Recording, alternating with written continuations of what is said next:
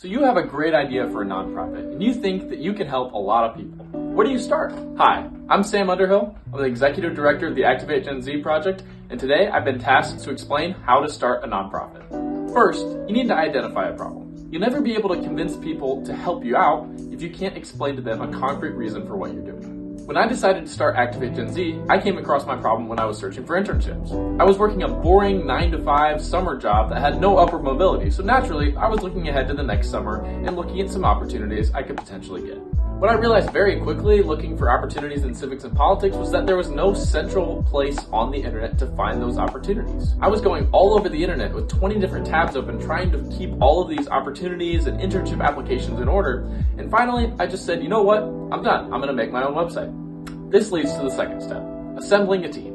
I was lucky. A few weeks after I thought of the idea for ActivateGenZ, I went to a think tank event in Washington, D.C. with a lot of like-minded peers who were also interested in civics and politics and wanted to help me out with my project. By the end of the week, I was able to convince a handful of them to pitch in and help me start out making ActivateGenZ. Notice how I said a handful. Pick enough people that can get the job done, but not so many that there's too many cooks in the kitchen.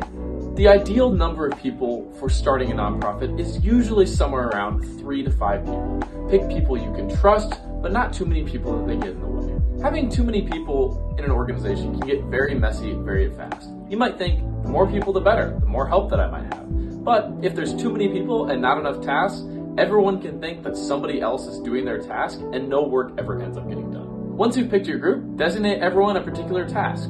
Tasks can include making a certain website page, reaching out to social media partners, making a social media presence, or just general organizational structure. Now it's time for step 3, developing your MVP, your minimum viable product. A minimum viable product is a product where you use the least amount of resources needed to get your concept out on the market for testing with your customer base without having to shove all of the resources that you're going to need for the full product into your MVP.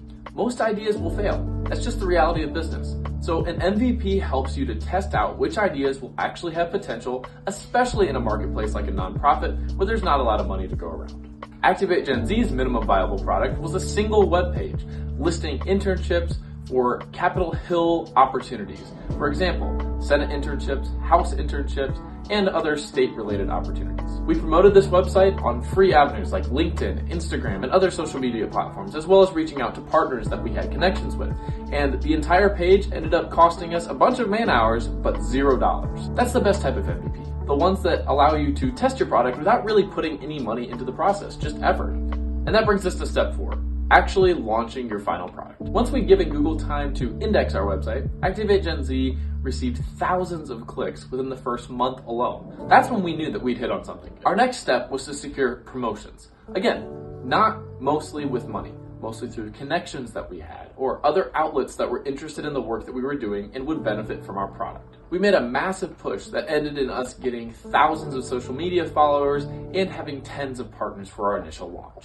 At the end of this push, we launched our site officially and received thousands of more organic impressions from the get-go. Now that you have a successful nonprofit, let's go to step 5, incorporation. Now, you're probably thinking, this is a corporation. Why wouldn't you want to incorporate earlier in the process? The answer, you really don't need to. Incorporation is an expensive process, and unless you're actively soliciting donations early on in your development process, there's no need to incorporate and expose yourself to that kind of liability. Incorporating a nonprofit can range anywhere from $400 to a couple thousand. It's important to get incorporation right the first time. First, you want to pick the best state to incorporate in. Most companies, whether nonprofit or not, choose to incorporate in the state of Delaware due to their huge tax freedoms and the flexibility that the state gives you to not actually be located in the state when you incorporate there. A great service, not sponsored by this video, that ActivateGenZ actually used for this process is a service called Harvard Business Services located at DelawareInc.com. It's a great tool for beginners to walk you through the nitty-gritty of incorporation, and they'll make sure that you get your incorporation certificate as soon as possible. They're also relatively cheap when it comes to the industry. The next thing you'll want to do, assuming you're a nonpartisan group, is apply for a 501c3 exemption through the 1023-EZ form. I know that's a lot of words and numbers, and it probably all sounds like gibberish to you right now, but stay with me, I'll explain. There's two main types of C3 forms, the 1023 and the 1023-EZ. The 1023 is for larger nonprofit corporations that have donations over $50,000 in a year. The 1023EZ is for your typical smaller nonprofit corporation, like the one that you will probably be starting. That's going to have less than $50,000 in receipts for the first 3 years. There's a huge cost difference in the two forms as well. The 1023EZ only costs $275 to file, while the 1023 regular costs a whole $600 and can take up to 6 months to process. The 1023EZ, on the other hand, only takes a few weeks. So once you've filed the 1023EZ, which is a pretty simple process and will be linked in the description of this video, then you're all set. You're incorporated and you can get ready to start expanding. An analogy I like to use for the expansion process is that of a tower. Imagine you're building a tower and you want it to go as high as possible. So you spend all of your resources focusing on increasing its height, and you don't really spend any time widening the base to make sure the tower doesn't fall over. Eventually, a big gust of wind is just going to come and blow the tower over if you build it high enough. So that's kind of what it's like building a nonprofit. You want to make sure that everything you do to expand your nonprofit out makes sense and is methodical and has all of the correct planning behind it. You don't just want to expand for the sake of expanding.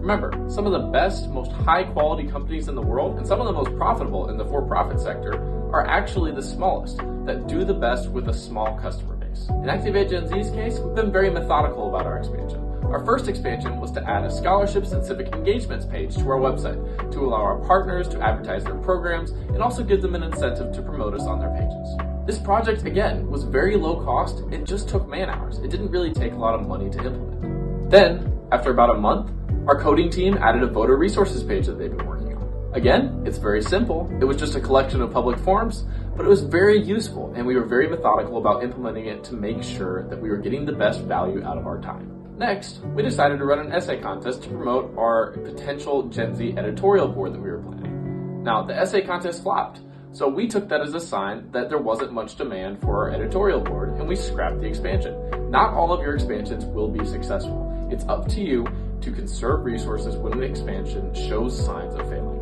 Think of it like a poker match. When you're in a poker match, 90% of your hands that you get in any given round will be terrible hands. So it's up to you to look at the cards before the round and decide whether it's worth playing or not. That's what we did with the essay contest. We tested the waters for our Gen Z editorial board, and once we realized that there was no demand, we scrapped the project. It's as simple as that. It's all about saving time and resources. Time, not money, is the biggest resource that's flowing into your company at any given time. If you're leading a project as huge as starting a nonprofit, you're going to want to put significant time into it, especially if you have a team. Setting an example as a leader, as someone who puts in tens, if not hundreds of hours during the development process every single month, will make sure that everyone else on your team also feels like they have a duty to be involved. Hopefully, this video has been helpful to you if you're looking to start a nonprofit. If you're interested in ActivateGenZ's work, you can check us out at activategenz.org. This has been SocialCents. We'll see you guys next time.